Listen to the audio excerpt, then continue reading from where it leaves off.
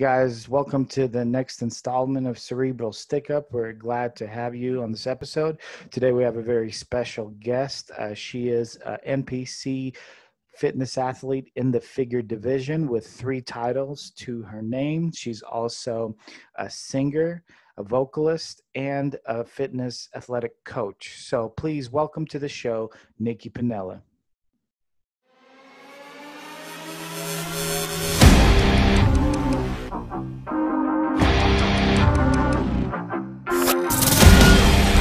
Thank you. Sorry about that. Oh, no worries. You got an important call.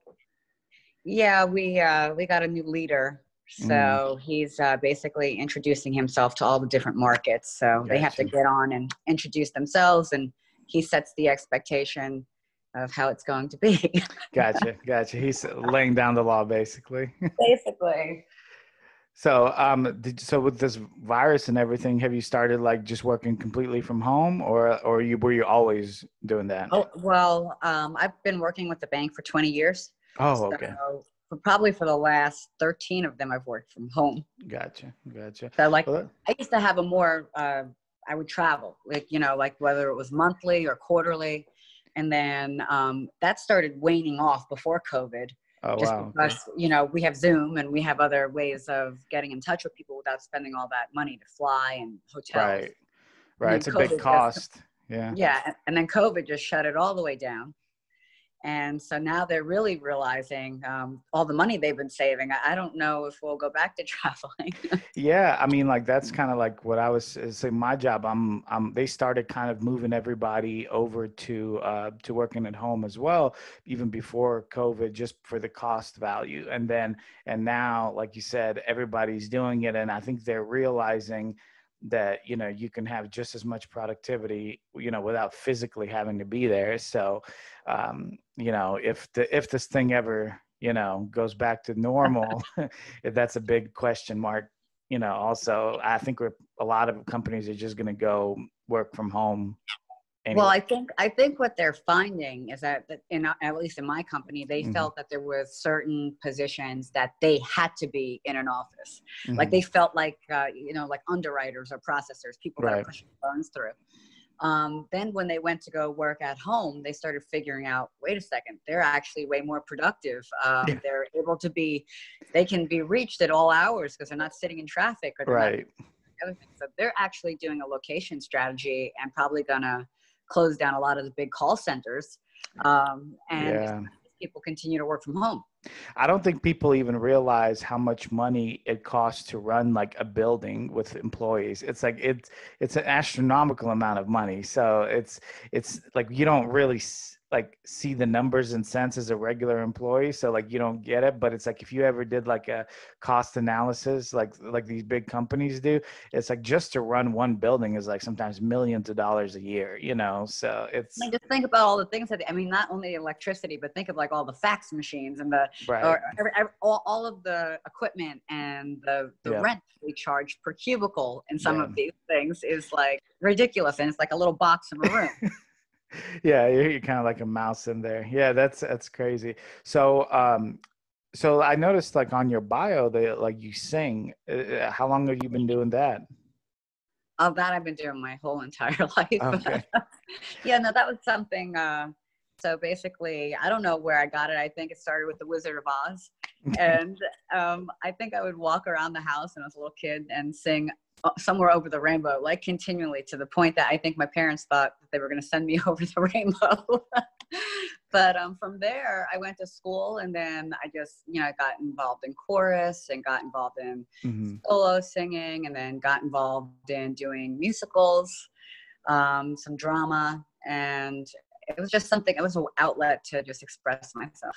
Yeah, so that it's just interesting because at least I haven't seen too many like fitness athletes on the female side that sing. Like, am I wrong? Is it common? Not at all. Yeah, I didn't think it was.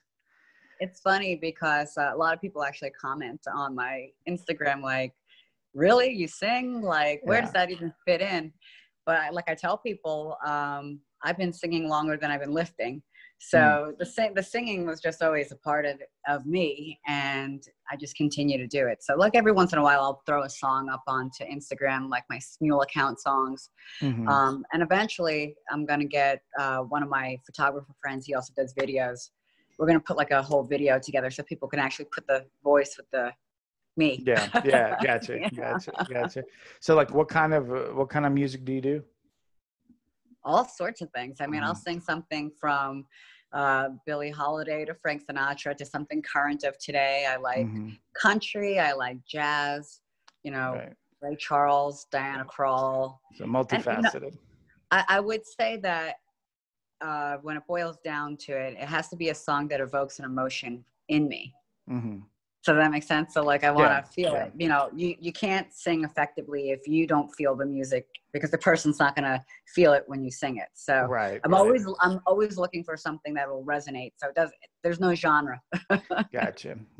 Yeah. That mean, well, you sing kind of like how I listen to music. Like I don't have people ask me like, what kind of genre do you like? I mean, I don't really have one particular one. It just depends on the song. It could be in any genre, you know, it's just if I enjoy, you know, the song itself. So yeah, that's about right. So when did the fitness industry come into play? So basically it was probably about a little longer than 9 years ago. My sister-in-law, introduced me into actually competing. But I had just gotten to a point in my life where I've always been active. I've done track, I've done dance company, I've played on the golf team. So like, you know, I was always active and I always liked to work out. But then my sister-in-law was like, well, you know, why don't you try competing? I never done it before. She did it. And she was like, you might like it. It just so happened I was at a point in my life where I felt that, I felt like I was stagnant and in a rut, and I basically was in and out of different relationships that always ended horribly because I was always focusing so much on somebody else. Yeah. And this forced me, deciding to do this competition for the first time, that, you know, I didn't have anybody in my life and I was able to focus 100% on myself. And it took me like full circle from being somebody that was looking for acceptance to just accepting myself. And when that happened, the moon and the stars kind of aligned and so many different things changed in my life. So I jumped right in. And the other thing I would say is that I never really felt like I was finishing and starting something. Like I would start something, but I might not finish it because it was hard. And this was something that not only was it hard because, you know, anytime you're trying to change your physique, that's extremely difficult. But then layer on real life and everything else, you have to make a choice not to give up on yourself. And I made that choice. And from then I was just kind of self-propelled. Gotcha. You know, Gotcha. So, I mean, yeah, it makes sense. And, you know, working out, training and competition or any kind of athletic competition kind of brings that out in people. Sometimes it brings that confidence, maybe something that someone was lacking. Now they're kind of that ignites them, you know, to propel them forward. And I'm sorry if I didn't hear it at the onstart of your feedback about your life, but were you always training? Like, were you always into fitness, or did someone get you into it? No. So basically, I always worked out throughout my life. So you're going to laugh because my mother used to watch Jane Fonda tapes or The Firm or whatever. Yeah. And so here I am, this little kid that would go and put these tapes on, or I'd work out with my mother. You know, she maybe had weights. I didn't have weights, but I had to put the leg warmers on. You know, I had to look the part. And then after I did the videos a couple times, I like had them memorized to like, I committed them to memory, I guess. And so I started inviting my family members over, my grandmothers, my aunts, and I was going to lead the fitness class. So, you know, I would do this in my living room. So that's where it's, you know, I always had like that want to, you know, work out. Then my parents had a gym in the house. So, you know, I saw people always in working out, and it was just something that I was always around. So I was, you know, it's pretty natural to kind of just continue on doing it. I just never, at that point, did it or thought about it for competing. It was more just like, oh, this is fun. Gotcha. You know? Yeah. So your parents, you said your parents had a gym in the house. So were they, did your parents, were they competitive in some sort of way, or was that just something that they did, to keep themselves, in shape and such? So my father played competitive like ball when he was younger, but it was just something that they were like staying in shape. And my mother at one point, actually, she got her picture in Shape magazine. Oh, wow. And it wasn't like on the front cover or anything like that, but they did write an article. She was a supporter of the magazine, and she would write into them. She was a wife and had 2 kids, and she was able to maintain herself. And she had a really good physique at one time. So she wrote them this whole letter, and they actually posted her letter and they put her in there. So, wow, that's awesome. I mean, back then too, like when magazines were really, really popular, not so much anymore, but that, it's a big deal to be in a magazine. Yeah. And if you go over to her house today, she still has the picture up on the sure. thing, and she'll be sure to remind you. Remember that thing in Shape magazine? That's funny. So, so you started competing. Did you jump in right into figure, or did you start off in bikini? No. Were you always like this, to this level of muscularity, or how did that come about? No. So I was very skinny as a kid. Basically, people would pick on me all the time. Like, not that I had anything wrong with me. I mean, I just had an extremely fast metabolism. And at one point, at some point in your life, whenever somebody picks on you for anything, you just get tired of it. Right. Yeah. So I would say that, my physique obviously has evolved over time. Over 9 years, it has evolved. So I started in bikini, and I did a couple shows there. And, the very first one I ever did, I placed 3rd. I didn't even know what I was doing. I think I dieted for like 9 weeks, got up there, did a couple poses, and I placed 3rd. And I'm like, maybe there's something to this, maybe I should explore this a little bit more. So then right from that, I went and did my first national qualifying competition, which I think there was like, I don't know, 20 something girls in bikini at that time. And I placed 7th, which wasn't bad for my first time out trying something like that.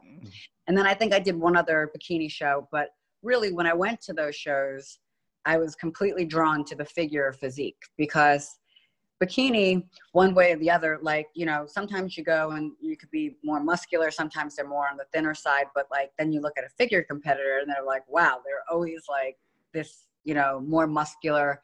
There was more, I would say not only the development, but there was just more detail to the muscles. I just really loved the physique.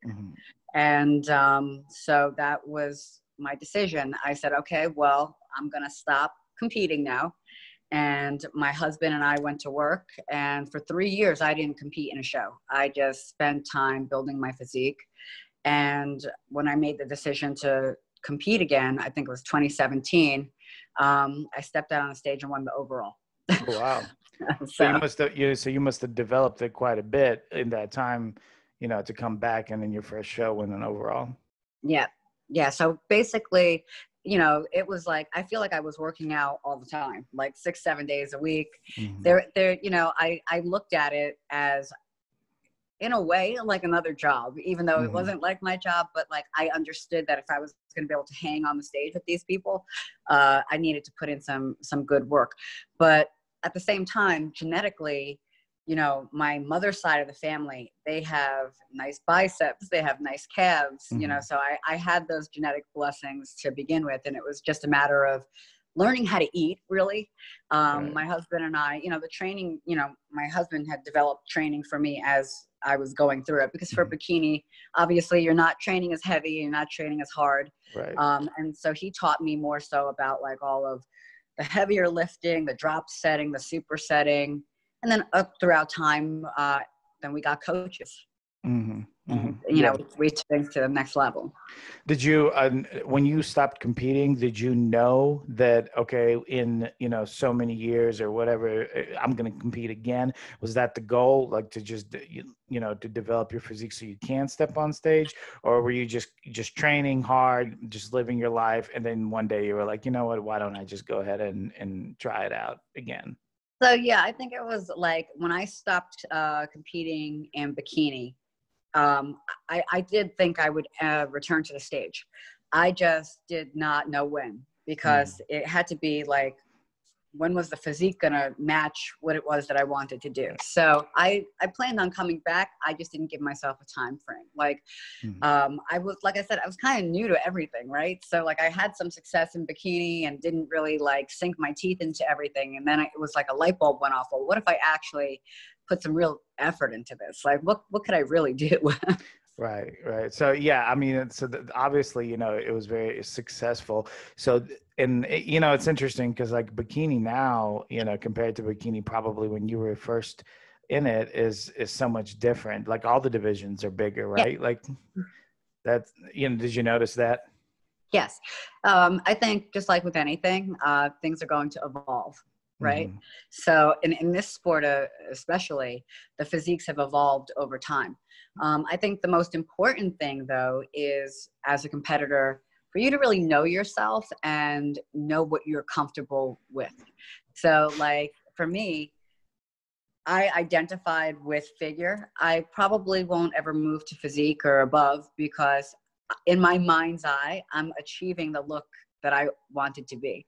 Mm-hmm. So, you know, I'm comfortable here and I want to see what I could do here. But I think just with anything, you know, things evolve, people evolve, the sport's going to evolve, and the dedication and the hard work on any of these levels is huge. So, you know, I commend anybody for whatever level they choose. It's just, you know, it's just what you're comfortable with. Right, right. No, I completely understand your point of view on that. What do you think as far as like, do you think that there should be, um, I don't know if a cap is the right word, but do you think that the judges should minimize the development of these physiques? Like, do you think that it should be controlled? Because a lot of people have the viewpoint that like people are getting too big in these divisions. Like they start like overflowing out of the criteria of what the Yeah. division truly, you know, was initially set up to be. Well, I've seen, and, you know, over time, where people have competed in one division, then they start placing badly because they are no longer fitting the criteria of the Mm-hmm. division, like you said. What I think, in my personal opinion, is that the physique should always be aesthetic, and there's beauty in aesthetics, and the way that, you know, it flows with the symmetry and just how the insertions look, and the posing and everything like that. I think that people should really stick within the divisions that fit their body structure. You know, like some people are just going to be naturally better in figure just because they have a different body structure, and then the bigger people will do better in the other classes just because of their structure. But I think that the judges always have to keep in mind the aesthetics, because I think that's the most important part. I mean, look back to like the days of Arnold Schwarzenegger and, you know, classic physique and everything like that. If you look at it, like, it's a piece of art, the body, the way it Mm-hmm. was sculpted. And I think if the classes can always keep that as a governing factor, that would be something that could keep everything more just aesthetic all the way across the board. Right. Yeah. I get that. That's actually a very good point, because uh, essentially like one of the knocks on the, you know, the open bodybuilding as far as men are concerned is that, yes, they're getting bigger. Yes, they're getting freakier. They're like monstrous, but it doesn't, like in some cases, it is just not even that appealing. And when I say not appealing, I'm not saying appealing to the general crowd, because honestly, the general crowd wouldn't really, you know, find any like much of this appealing. But even to like other bodybuilders and other people in the fitness industry. So, you know, you compare like Arnold's time to now, it's like, you're right.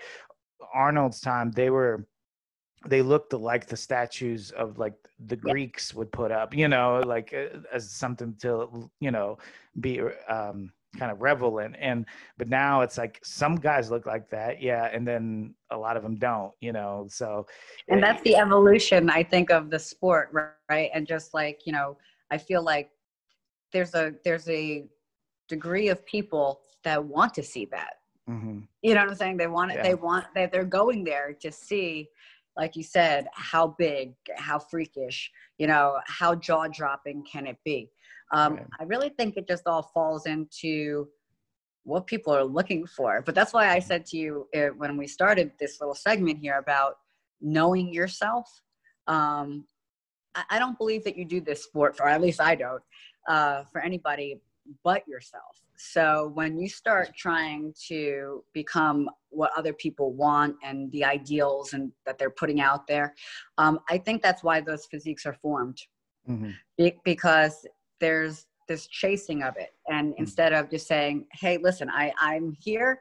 This is where I want to stay. This is how I want to compete. And, you know, competing is not something we're going to do for the rest of our lives. I mean, I feel like the life of a competitor is short. It could be like 8 years, 10 years. It just depends on your genetics and how that all goes. But I think you really got to be realistic too, because your entire life is a lot longer than your competing life. Right. Right. You know? Yeah, no, very true. I mean, everybody's not going to be a Dexter Jackson who's like competing like his Right. 80. Yeah. I mean, he's an anomaly. Yeah. I believe like you were mentioning, sometimes, so like there's a, you know, level to where you should pay attention to what people say, especially if they're like judges. But then there's a point where, you know, you can't just keep chasing what people are telling you, because that's like one show somebody will tell you you need to be bigger, another show somebody will tell you need to be smaller. So it's like it just ends up being this like circle that you're following and that you're never really catching up, you know, chasing your tail. Well, not only that, I feel like, you know, you're going to different shows. You might have some of the same judges, but maybe you won't have some of the same judges. So Right. it's a very like subjective thing, and you could get a lot of different feedback. Now, feedback is important. I don't want to discount feedback, but for me, I feel like when I look at last year to this year, I could pretty much see the things that I have to change or bring up, whether, you know, it's legs or you want more detail here or there. I mean, if you spend your off season and then you come into your prep and you've worked on those things and you've elevated your physique from one season to the next, I don't know what kind of feedback you need after that, because you've kind of conquered the thing you set out to do. You created a better version of yourself from one year to the next, and your competition is you. Right. So, you know, it sounds a little interesting because a lot of people like, you know, yes, you want to win. And yes, of course I train to win, but I'm not a trophy hunter, so to speak. I walk around in my trophy every day. That's actually, you should quote that, like, and copyright it. That's a good quote. Thank you. Yeah, no, completely agree. And what do you think about as far as the wellness division now? You know, that's a new division that, you know, a lot of girls are now jumping into, girls that probably wouldn't have done well in their respective divisions that they were in. Now they have an opportunity to do better. What do you think about that? Well, I think it's great that they've come up with another division to give people more options, right? You know, they want people to engage into the sport, whether it's a competitor or the people watching. And maybe this division will give people an avenue that they didn't have before. And I think it's, you know, it's always good to enlighten people, to make them feel comfortable, and to give them an avenue to try something that they might not have had the ability to do prior. Yeah, like recently I saw that Renee Jewett, I believe I'm pronouncing correctly, you know, won her pro card in wellness. And I mean, she might have done it in figure, you know, I don't know, but she's has done it very fast in wellness, you know, so it definitely gives people with that kind of physique, you know, an option. Plus it's also like a very well developed division in like other countries, you know, maybe not so much in the US, but definitely the Spanish Latin speaking countries. So yeah, I follow her on Instagram, and I was like really, really happy for her, you know, watching her journey and going through the whole entire thing. Right. And, you know, it's interesting because some people, it could take years to get that card, and some people it happens what seems like overnight. But, you know, we all, as viewers, we're only seeing the tip of the iceberg of anybody's story or their journey. And so, you know, I was like really excited for her. But it is very interesting. Even, what's her name? the real Lois Lane. She's on Instagram, but I think she went from pro card to Olympia stage in 2 shows. Yeah. Yeah. It's strange how that happens, right? Yeah. I mean, but that's sports, in general, that's sports, especially sports when, that are like more subjective than objective, like, so, it's, if it's your time, or you're just at the right time at the right place with the right judges, and anything could happen. So, but I just chalk it up to, like, every single show you go to, you never know what the lineup is truly going to be. right. And it doesn't matter if you did it 1 time or you did it 10 times. If you show up and you're the stallion among the horses, you deserve to win. Sure. I mean, Absolutely. right? I mean, Yeah, absolutely. No, I think so. I mean, I think that there's a different viewpoint on that as well. Like, some people feel like you shouldn't be rewarded if you're not as good as you were before, but I don't agree with that, because if you're better than everyone else who's on the stage with you, then you should win. You should not lose just because you might be the same as you were, or a little less, or a little more watery, or whatever the case may be. If you're the best one out there, then you're the best one out there, Well, I kind of agree with that too, because I mean, you are honestly, you're competing against the other people on the stage. Right. And just like we talked about evolution, things might change from one show to the next show, or 1 year to the next year. You're not going to remain the same. We're not meant to remain the same. So, like, things are going to change. So I think you can only really judge on what's showing up on that day, right, according to what else showed up on that day. Yeah. Agreed. So you're now, you've competed a few times, you're in figure, you've got your body to a point where, you feel comfortable in. Where are you at? Are you in prep right now? Are you looking at a show? So I'm 4 weeks out from Masters Nationals, which was moved to Orlando, which I'm thrilled about. I don't have to go fly to Pittsburgh. This will be my 3rd time returning to Masters Nationals. The first time I ever went, I placed 5th. Last year I placed 3rd. So hopefully this year we place 1st. Yeah, that would be great. It sounds like you're moving We're moving in the right direction. Right direction. Yeah, exactly.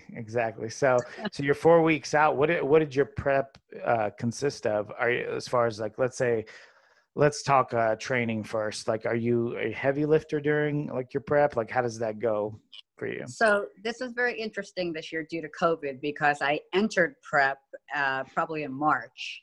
And then when everything got shut down, we made the decision to take a back seat and take out of prep, because obviously we didn't know if there was going to be a show. And then I saw on Instagram, people were prepping and then their shows got canceled last minute. And I was like, well, I don't need that headache. So yeah. Because of that, I ended up training completely different this time around. We didn't have gyms, so I started incorporating all sorts of different types of training: isometrics, plyometrics. I did a lot more HIIT and Tabata, and then I started stretching and yoga, and then heavy lifting. So, like, my prep is basically, I would say that every morning I do some cardio when I wake up, first thing, like 20 minutes. And then I have a body part. So I haven't trained arms my entire prep this time, because they develop very much. And we were really trying to get the legs up to bring everything into symmetry. So basically I do my chest, my back, my legs, my shoulders. Legs are 2 times a week. Sprinkle in all that cardio in the morning, and then I'll do cardio at the end of a workout, like just 20 minutes, like nothing more than 20 minutes and 20 minutes. And then sprinkle in 3 days of conditioning with all that HIIT and Tabata, and that's about 20-minute sessions. And then I do hot yoga 3 times a week, and 1 time a week a massage. So it's a lot. How did you, that is a lot of, I would say, like, added things that probably a lot of, most competitors skip, like, the stretching, the yoga, the all those, like, extra things besides, like, straight heavy, lifting. But I think that's probably, benefiting your physique. What do you think? Yeah. 100%. both my posing coach and my regular coach feel that from just last year to this year with all the yoga, because we do a lot of like vacuum and core work and everything, like it brought in the width of my waist a good deal. Just my recovery from stretching so much is just amazing. Like if I get really, really sore from a heavy leg day and I go in and I do some like intense stretching with the hot yoga, maybe it's assisted stretching, or she does a little type of like Graston with massage type thing.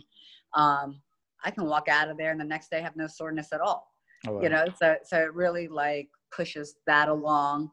But also the mental aspect, that really is something, you know, prep can be a grind, right? And then on top of it, I have a high pressure job at a bank. Right. So there's a lot of mental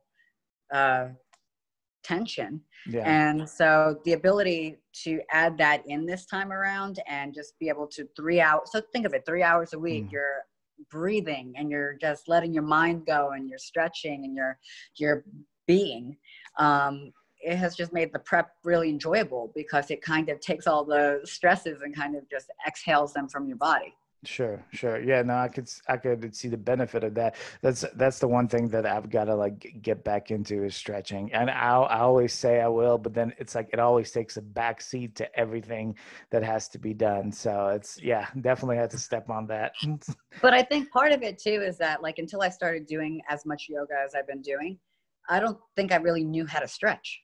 You know, I think that's the other part of it. Like, you know, there's ways of stretching and then there's ways of breathing into the stretch. And obviously the idea is to get more flexibility. So to just like sit there or bounce up and down thinking that you're stretching it because you're bouncing or whatever, like, you know, maybe that's not the right way to go about it. Right. Well, like, I guess like everything, there's a technique, and, you know, the appropriate technique is what, you know, you have to like try to strive for, because I mean, it's a little like anything, right? It's like, there's a right way to do it, you know, there's a right form to do it, just like weightlifting. So, well, it's just like I tell my clients, you know, when we're doing an exercise and they're doing repetitions, I'm like, you're not just doing a repetition, like there has to be purpose in it. Right. And same thing with prep, you know, everything you do, there's a purpose for it. And you're not just doing things to check a box. You're doing it to be present in the moment, to get your physique to get to the next level. So learning how to do it, being purposeful about doing it, really thinking about what you're doing. This is the mental game that you need to have on top of the physical game that you have in the gym. Yeah. Agreed. So you said you do heavy lifting as well. My question is, how did you do that with the gym, with the gyms being closed? Or is this like after the gyms reopened again that you started doing more heavy lifting? So when the gym was closed, my brother has like a garage gym.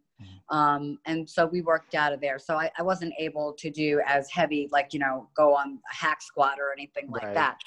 But that's when we started incorporating a lot of time under tension and a lot of these isometric holds. And for instance, just like with pull-ups and stuff like that, you know, we got up to the point where we're hanging a 45-pound weight off of my waist and I'm pulling up with the 45-pound weight and we're holding in different areas, whether it's the low point, the midpoint, the high point. So that's why I said a whole new type of training came about, because I ended up not having as much weight and a much option to work with during COVID. But when I went back in the gym, I was beating all of the weights that I ever did before I left it, because that type of training we were doing was actually strengthening my tendons and my cartilage and my grip strength. Like I was dependent on Versa grips, and not that I don't use them in the gym when I go back now, but it's amazing how much strength I have in my hands and just from doing things differently. So it was eye-opening, really. Interesting. Yeah, I've done something similar where, and mine was just accidental. I was just like, well, I can't find my straps. And I was like, I'm too lazy to go buy some other ones right now. So I started just doing it, you know, working out without straps. And of course, initially it was a little more difficult, but then my grip strength became so like strong, you know, that, I mean, I'll still use straps, but it made a huge difference in the, you know, the amount of weight and the form I was able to do with that heavier weight. So yeah. And the interesting thing about it, as my grip strength has gotten better, it's interesting how you hold things. You start using different parts of your hands as to like relieve the pressure or support the weight. And before you know it, it's like you're hardly really holding on. Really, the grip strength is coming from like the center of your hand. It's like, it's very interesting. Yeah, it's a different feeling. So it sounds like you didn't backtrack much, but I'll go ahead and ask this question. Do you feel like your physique has diminished any, like since since COVID kind of threw a wrench in, or you think you're like at the top of your game at this point? Top of my game, honestly. I feel like I took the like when COVID happened, you didn't hear me one time complain that I didn't have a gym. I went right to work to figure out what was I going to do something different. And before my brother and I started working out together throughout that time, I mean, I was in my living room. I was doing all sorts of push-ups on coffee tables and whatever, I was just trying different things out. But I think two things happened. Mentally, I took the challenge of it and I didn't let it destroy my dream of still trying to go for this pro card this year. Like I just kept training as if it was going to happen, whether I knew it was going to happen or not. I was going to train as if it was going to happen. I was able in this time to achieve the symmetry that I've been looking to achieve. My legs have always been the lagging part that I needed to balance myself out. And whether it was, giving up the arm workouts and then focusing solely on the legs, like putting a lot of focus on them, but I was able to achieve that symmetry that I didn't have. I got my waist to come in and, it's now, starting prep last year, I think it was all the way until I was almost 5 weeks out that my abs started to show. My abs are already starting to show and I was 12 weeks out. Wow. That's so, so all of those things together, I think promoted that, because I didn't stop training. I didn't let myself get mentally beat up by the situation. I looked for opportunities in a very negative situation and found ways to make it positive and move forward. And I think my physique is just a reward for the mentality. Yeah, it sounds like you didn't allow yourself to become distracted with everything that's going on. You stayed on track, which I think is going to be a huge benefit to you, because I don't believe that everyone is in the same boat. I mean, just looking at just what people are been posting and everything like that. Like you said, some were getting ready for shows and shows got canceled. Some weren't able to train the way that they would have liked, so I think you're really coming into a good situation here. So you're 4 weeks out, right? At this point, you said? Yeah. So when, so you said it's in Orlando. Where are you located at? Well, I live in Pennella, Florida. So we're about an hour and a half away from Orlando. Okay. So a short drive. So that last week shouldn't be as stressful as it would have been if you had to fly out, I imagine. Yeah, because the flying always adds another element of, okay, well, you're changing altitude, you're going up, you're coming down, you might be holding water now. And then, it's just like getting yourself to relax, and traveling is never relaxing to me. I don't know if it is to you, but not unless I'm traveling to go on vacation, but not traveling like that. Right. So, I'm really excited that it got moved for the fact that it took a whole layer of stuff out that I don't even have to worry about now. Yeah. It seems like all the shows are now in like Florida. New York, a pro was in Tampa, I believe, which is my wife's hometown. And then I think wasn't there another show that they had in Florida or somewhere? I can't. But so I believe the final, I think it's the NPC Nationals. Maybe the one that's held in Miami in November. They're moving that also to Orlando. Okay, so both was in Florida, but in Miami. Well, Miami got hit bad with the virus, so yeah, that makes sense. So yeah, okay. Well, hey Nikki, thank you for your time. So if somebody wanted to contact you as far as like coaching, advice, any other collaborations, how would they do that? What's the best way to reach you? Well, they could definitely reach out to me on Instagram at Nikki_Pennella. But they can, direct mail me would probably be the best way through there, or through Facebook. I don't have any other websites other than that at this point in time, but that Okay. would be the best way to get in touch with me, and then I can take it from there. Awesome. And I'll add all that to the bottom of the video. So guys, thank you for watching. If you like this video, want to see more, please subscribe and hit the like button. And Nikki, again, thank you for your time. I wish you well in 4 weeks. I'm sure you're going to do great. Thank you so much for the opportunity. I really appreciate talking to you today.